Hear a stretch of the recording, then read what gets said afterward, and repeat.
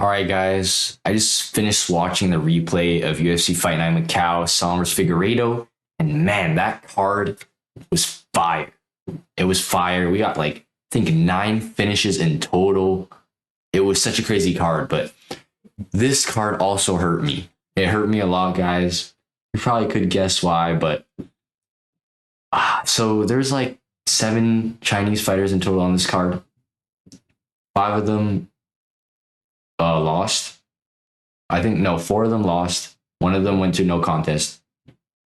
And then Song with the clutch at the end of the main event.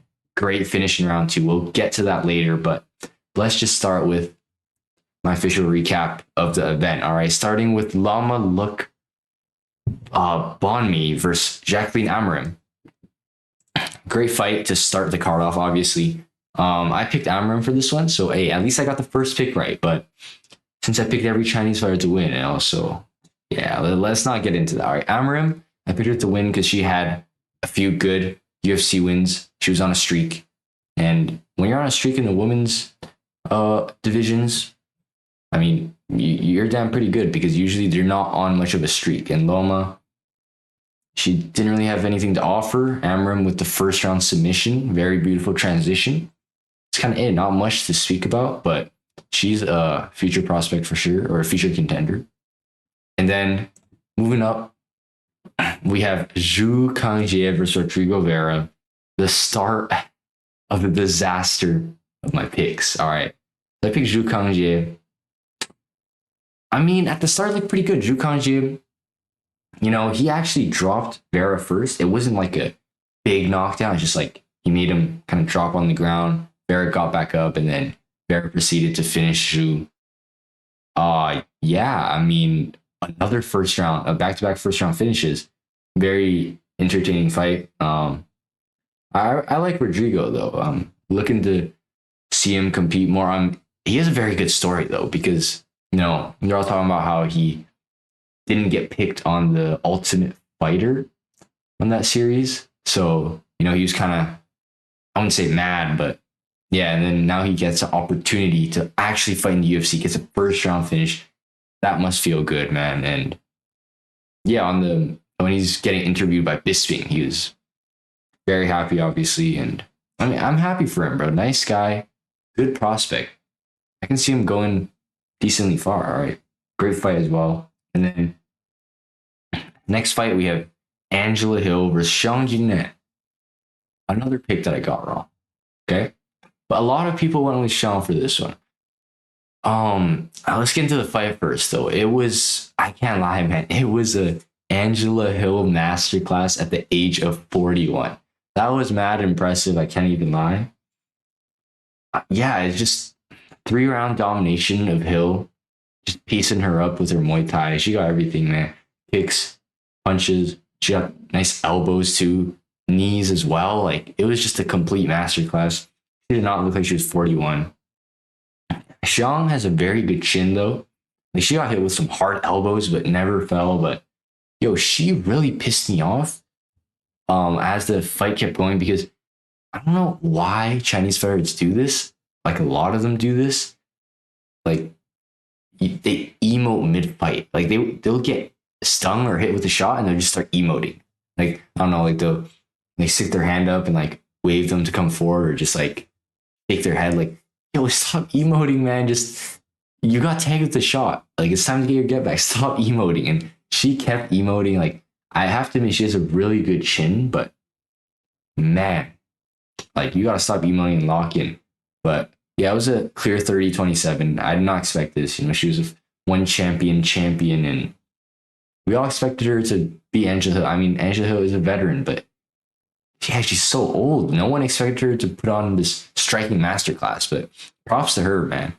That was a great fight. It was a great women's strawweight scrap. You don't see a women's fight like this a lot, man. It was a great scrap from start to finish. Great fight. And then moving on, we have Ray Tsuruya versus Louis Guro.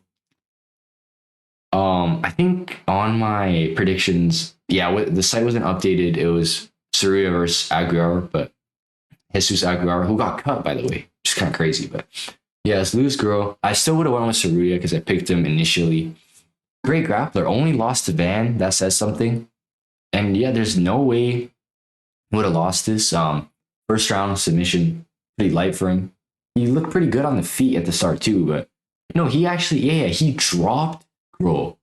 If I'm not mistaken. My memory isn't horrible. But he dropped him, then they entered his world and he got the submission with face crank too. That was a nasty face crank. And I don't know what happened to this guy. He had like the long hair, like long luscious hair, and got turned into like freaking Japanese Yakuza gangster. Like, I don't know how he changed up his whole style. Like, I don't know what happened to him. I mess with the new hair, I guess. Yeah, I mess with it. All blonde. Yeah, all Japanese fighters always dye their hair blonde. I don't know if that's like Super Saiyan, in reference to that, or just I guess that's the style.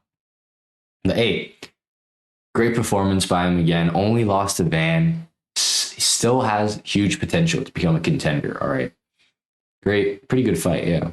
And then we move on. So I got this pick right, and then next fight I got this pick wrong. Obviously, oh no, I did get this right. I didn't let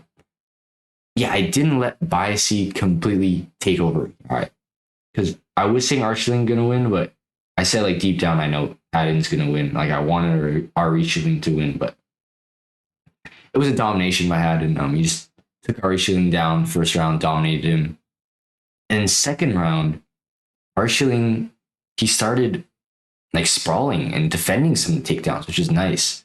Then Haddon just kept trying. And then eventually, I think it was like third, fourth attempt, he got Archling, got him at the fence, clinching him, and just hit him with a bunch of knees. And finally, you saw like a knee land on the liver. And then, your body just shuts down. Like nothing you can do.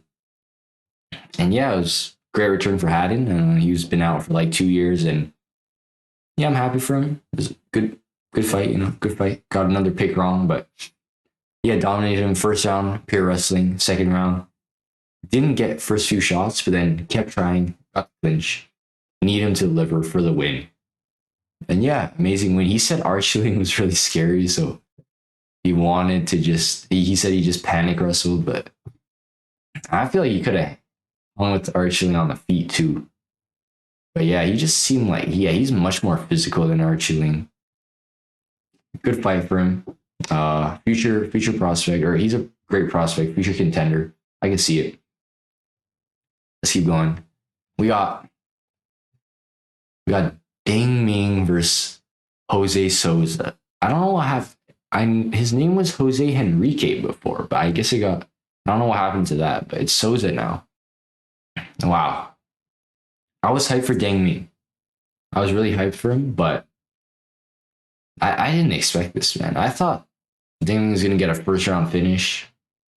The fight started with obviously Souza trying to keep distance, trying to just tag Ding Ming in his range. Ding Ming has great footwork, like really great footwork. He's moving around, being very light on his feet, and he would get Jose Souza backed up on the fence so much times, and then he would just like slowly like back away and reset to the middle.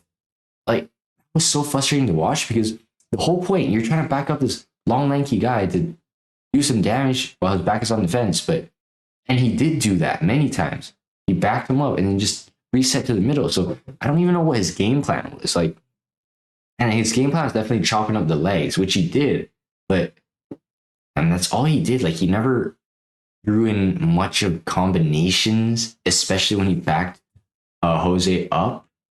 And he stayed at Jose's range a lot of the time too, which that was annoying to watch too, because you're just giving him free shots. It was split decision, but yeah, I'd say Jose probably won that. I mean, first round, I think it was, what was first? Yeah, first round was Ding Ming. Then second round, Jose hit him with like that nasty knee, which probably won him the round, and elbow too. Third round, Ding Ming didn't do enough. He got cut up too, so he was bloodied, and Jose's face was fine, so that makes sense that he won, man. It was frustrating. Ding Ming has so much potential, man. He's 35-9. I mean, obviously he's nothing crazy. Oh yeah, and also he get like every time he hit Jose with a shot, he'd go like boom, boom, or like every few, like instead of breathing and going like he'd be like boom, like funny to see, I guess. But yeah, I mean that sucks, man. Jose, hopefully Damian gets another shot. I mean, he's a pretty entertaining fighter, but yeah, got another pick on here, man. But next fight, feature prelim, Isak Lee versus Felipe Diaz. I went with Felipe Diaz. I mean, it was a no-brainer. I didn't know anything about these two guys, obviously, but look at this guy's build.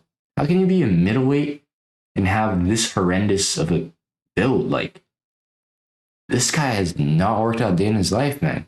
And just look at the physique difference. This physique is so bad, and then when he's ripped. So off that, easily Lewis wins, and yeah, I got it right. First round, he just overwhelmed Isak Lee, and then eventually knocked him out. I think he dropped him once first, and then knocked him out with like a right hook or left hook. Not much to be said. I mean, it's a big difference. Apparently, Isak Lee's nickname was like Tank. Like, yeah, but that's kind of it. Great performance by Lewis. First round TKO. Yeah, and then now we move on to the main card. First fight of the main card, Perez versus Sumudaerji. I picked Sumudaerji, and it was going to be a Sumudaerji masterclass until Alex Perez decided to become a world-class actor.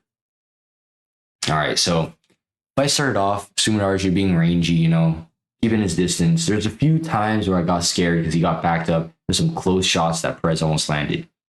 But Sumudaerji was just keeping his range, you know, hitting that jab from distance, getting a few kicks in, and just classic Sumudaerji masterclass. And then I think Sumudaerji he eye pokes Perez accidentally. And here's another thing. Why do Chinese fighters always foul so much? Like, I know it's unintentional, but it's been a pattern, man. Like, you know, Shalom versus Garbrandt. Shalom kicked him in the nuts like 3 times. Atrocious. Song Yadong versus Cejudo. A lot of fouls there. I don't know how he won that. I'm so happy he did. I'm not complaining, but that's crazy. Any other fight, they would have said no contest. I mean, Sumudaerji, eye poke. It's fine, though. You know, Perez continues. Everything's chill.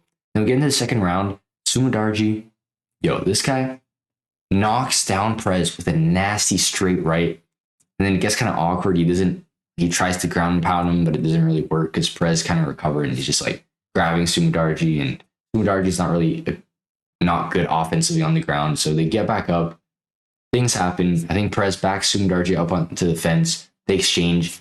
And Sumudaerji allegedly kicks his nuts. Now, in the replay, you can literally see his toes graze, not his nuts, but like the shorts. You can see Sumudaerji's toes graze the shorts. And then Perez, he asks for a bucket and pretends to throw up. And I'm not being biased here. He's genuinely pretending to throw up, okay? Because Bisping was on the commentary, and this guy, he kept saying he's just spitting in the bucket. There's nothing there. He's spitting in the bucket. There's no throw up. There's no vomit. And then you can see the look on Sumudaerji's face too. Like, he was standing there and kind of just like laughing or just smiling because he knows Alex Perez is acting, man. And it's so frustrating to see. Now, there's always a slim chance where, okay, I don't know, it hit, that little graze did somehow hit him. I can't see it, man. Because even if it, listen, only his toes, like the tip of his toes made contact. And if not just his shorts, maybe the tip of the cup. There's no way that hit his nuts straight on. And it's frustrating to see because Sumudaerji's on his way to get maybe a finish, but even just a masterclass and defeat Perez, become number 11 in the flyweight division. And all this was ruined, man. All this was ruined. It went to a no contest. Wow.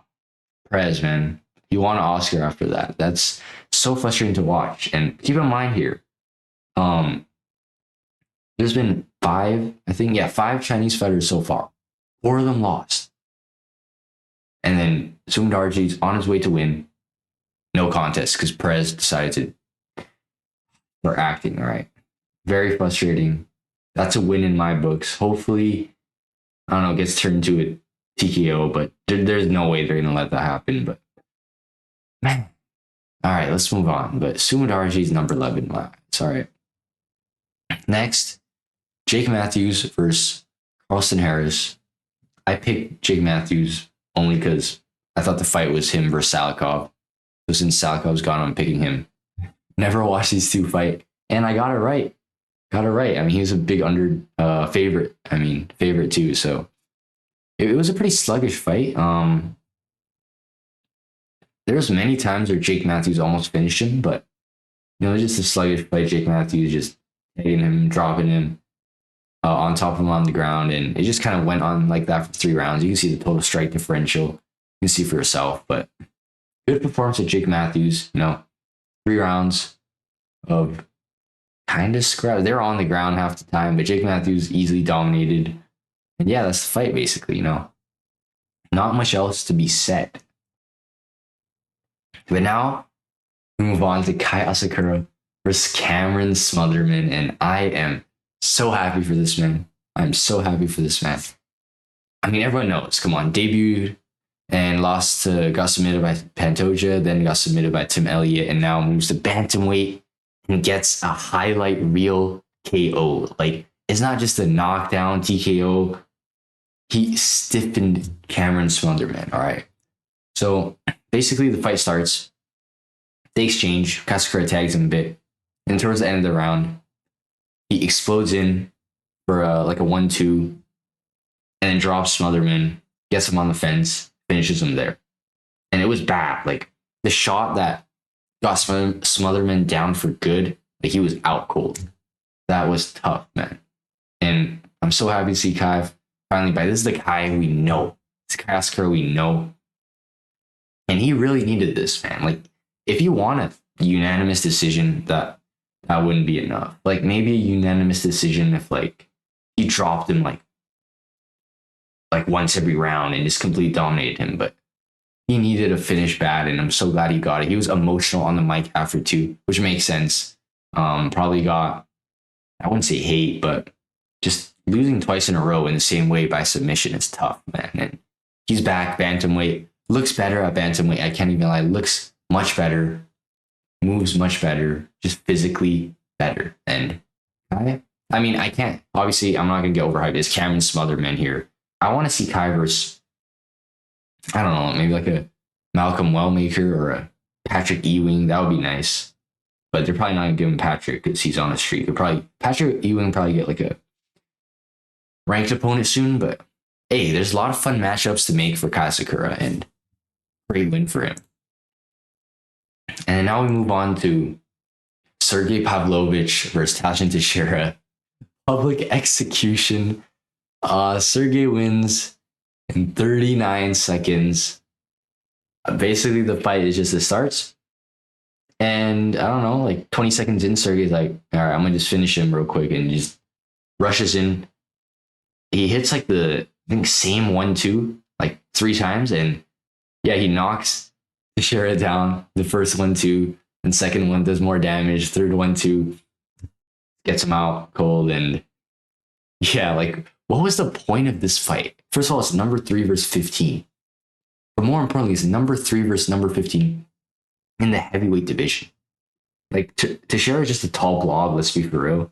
Like, he went to a war with Taito Iwaza, and they give him Pavlovich. What are the matchmakers doing? Like, this is what everyone expected, man. Pavlovich just brutally executes him, not even close. And I want to see Pavlovich fight the winner of Pereira Viscon. I'd be really happy to see that. I think he has a better chance than any contender. And by any contender, it's probably just like Volkov, because no one else is good in heavyweight. Yeah, I mean, what else can I say? He just brutally knocked him out in the first round. That's what we expected. Great fight. Great performance of Sergey. Damn, 0 strikes. Wow. Great fight. Great fight. And that leads us to Zhang Yang versus Alonzo Menningfield. Now, guys, this one hurts. All right, no sugarcoating. This one just hurts my soul, hurts my heart. It was a hard watch for me, man. I don't know what to say, bro. Let's just talk about it real quick. First round, you know, I swear Zhang looked off, and like in the second to third exchange him and Menningfield had, I kind of lost a bit of hope for Zhang because I can't lie, Zhang Yang looks sluggish as hell in this fight. Like, I don't know, he just looks so sluggish. Like he would dive first in and throw some weird looping shots. Bro, I swear this is like he got worse. I don't know what happened. Like, yeah, they basically this is what we expected. Menningfield, Jeremy Yang, every time they come together, they have a car crash. So throw some bombs, and that's exactly what happened. Match starts, they throw bombs, clinch for a while, and then just throw bombs again. Think clinch for a while, and then the next time they start throwing. Oh no, actually, the second clinch, I believe on the break, Jeremy Yang hits him with a hard elbow. Manningfield is stunned. You can see he's rocked from that. Manningfield is backed up on the fence. Then Ming Yang just decides not to follow up with anything and just stare at him after he rocked him with the elbow. I don't know what the hell. Like, what is he doing? I have no idea. And then after that, they exchange again, and Manningfield gets the better of it. Hurts Zhang, hurts him again, drops him, finishes him, and just such a hard watch, man. Like, I thought this guy would be the next light heavyweight champ. The Walker loss, come on, it was a fluke. It was a fluke. But him losing the Manningfield in that fashion, I don't know anymore. I'll always support him. I'll always have belief in him, but that was so hard to watch. That was so hard. And keep in mind, guys, after this fight, six Chinese fighters have fought. This is the fifth Chinese fighter that lost because Sumudarji went to no contest. So not a single Chinese fighter up to the co-main event has won. This is heartbreaking. Zhang Yang, one of my favorite fighters. And wow, did not look good in the fight whatsoever. Props to Manningfield, though. Props to him. I mean, I'm always say that Manningfield, hands down, might have the best physique. Or he might be the buffest fighter in the UFC. Like, look at that upper body. It's not even funny, bro. He's built not built like a fighter. He's built like a bodybuilder. And he has bombs, man. And I don't know how he keeps getting finished, but he should be going crazy. But yeah, props to him. Post-fight interview was a bit corny. I can't lie. I'm not going to get into it, but it's a little corny. But yeah, great win for Manningfield. It hurt me to watch, but didn't hurt that bad because I knew that main event would not disappoint because Song Yadong was going to bring it home for China, and he did not disappoint. He brought it home. He got one win for China, and it was come on, we all knew what was going to happen. He's a minus 600 closing favorite. Basically, fight starts, first round, slow paced. These are bantamweights fighting a 5-rounder. They're going to feel each other out, And yeah, Figueiredo with his atrocious volume as usual. Like, he's barely throwing much. First round, Song Yadong outstrikes him, lands more leg kicks. And yeah, lands more leg kicks. He did slip on a few kicks, which I got kind of scared. But oh yeah, the second kick he slipped on, Figueiredo actually just capitalized off that. He went into his guard, and I forgot if he landed any significant ground and pound, but I don't know. I don't remember that. I feel like it was Song's round because he landed more kicks.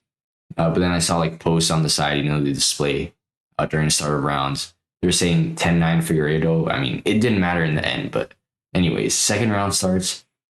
You see Song Yadong start tagging Figueiredo with a lot of shots. Speed disadvantage becomes even more clear if it wasn't clear enough. There's tagging him more with straight rights. And Figueiredo just not fast enough for Song, man. And eventually Figueiredo, oh yeah, Song stuffs a lot of Figueiredo's takedowns too. Like Song has the fastest sprawls I've ever seen. Like y'all should have, like if y'all watched Song versus Henry Cejudo, you would have known that too. Like his sprawls are lightning quick. That's why I favor him versus Marab. Like I feel like he could beat Marab easily. And second round, Figueiredo finally shoots for another takedown, and Song Yadong jumps the gilly and secures the gilly. All right, he was like he had him in the guillotine. It was tight, but then he sealed the deal when he kind of just like lifted him up even more, and Figueiredo instantly taps.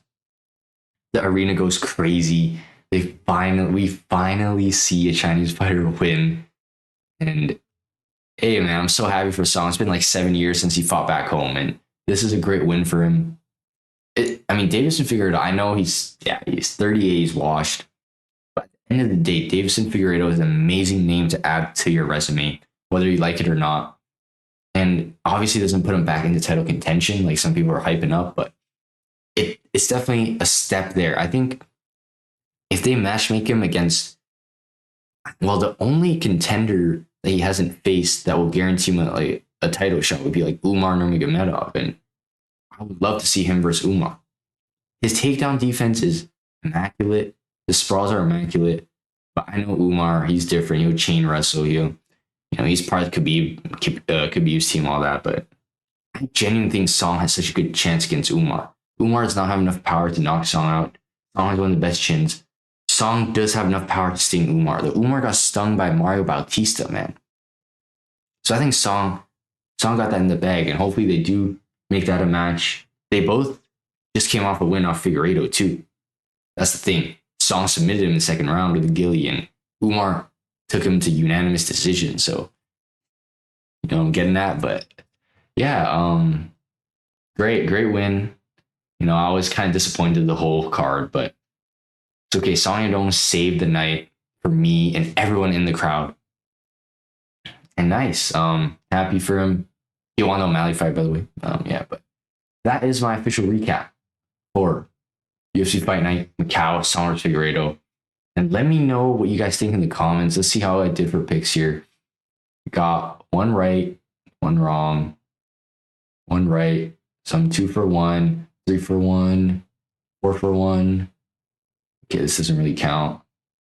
5 for 1, 5 for 2, 5 for 3, 6 for 3, 6 for 4, 6 for 5, and 7 for 5. That's not bad at all, actually. 7 for 5? Okay, I'll take it. I thought it'd be much worse because I picked like every Chinese fighter, but yeah. Thank you guys for watching, and yeah, see you guys in the next one.